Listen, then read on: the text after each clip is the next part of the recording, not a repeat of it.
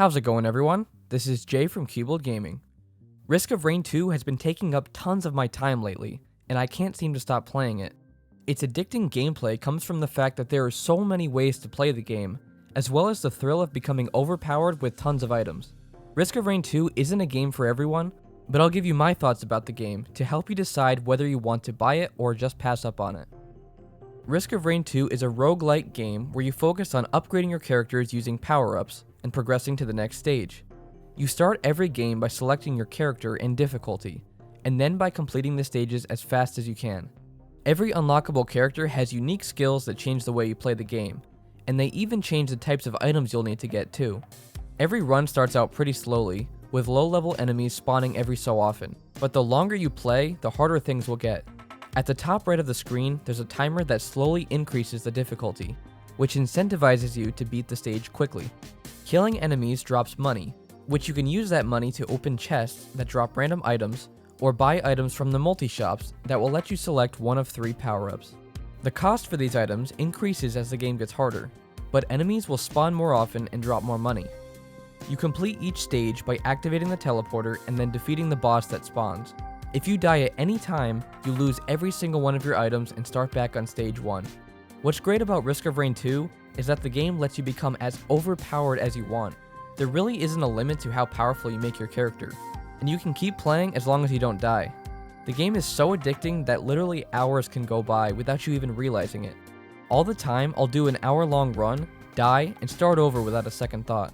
There's just something insanely gratifying about getting a bunch of strong items and then wrecking thousands of enemies with it. Overall, Risk of Rain 2 is a purely gameplay-based title, and it excels at what it does. The 10 playable characters in Risk of Rain 2 are unique and force you to completely change your playstyle.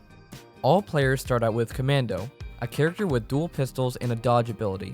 You then use Commando to unlock a new character, such as Huntress, who has the best maneuverability skills and attacks that follow enemies. Once you get the first few characters, you need to complete harder challenges to unlock the other ones. My favorite character, Captain, is unlocked by beating the final boss, which I won't spoil for you in case you decide to get the game for yourself. The character you choose will determine what types of items you want to get. For example, Huntress does an insane amount of damage when paired with crowbars, or Captain will do a massive amount of bleed damage when paired with tri-tip daggers. Each class also has different abilities that you can unlock by completing challenges. Eventually, every player will find a character they like best, but every single class is fun to play. One thing you'll immediately notice is how great the soundtrack is. Video game soundtracks can make or break the game, and Risk of Rain 2's soundtrack is pretty amazing. It's so unique that it's hard to imagine the game without it. The music perfectly complements the unique graphical style, and doesn't seem to get old even after dozens of hours of playing. I think one of the biggest factors deciding whether a game is worth buying or not is how much time you can get out of it. If you look at the Steam reviews, you'll regularly see players with thousands of hours in the game. Normally, I don't enjoy roguelite style games, but Risk of Rain 2 has pulled me into the genre. It's so easy to lose hours of your day that I'll often have to force myself to end a run so I don't spend my whole day on it. There are some gameplay modifiers you can unlock called artifacts, which can completely change the way you play. For example, there's an artifact called the Artifact of Glass that'll make you do 500% damage but give you 10% of your maximum health. The Artifact of Swarms will make double the amount of enemies spawn on each level. Each of the 16 artifacts that you can get are unlocked by going to a special stage and completing the challenge. The various characters combined with artifacts, random power-ups, random stages, and randomly placed teleporters all come together to make a game that plays differently every time. Every single run is different, and the amount of modifiers you can use will keep the game fresh and exciting.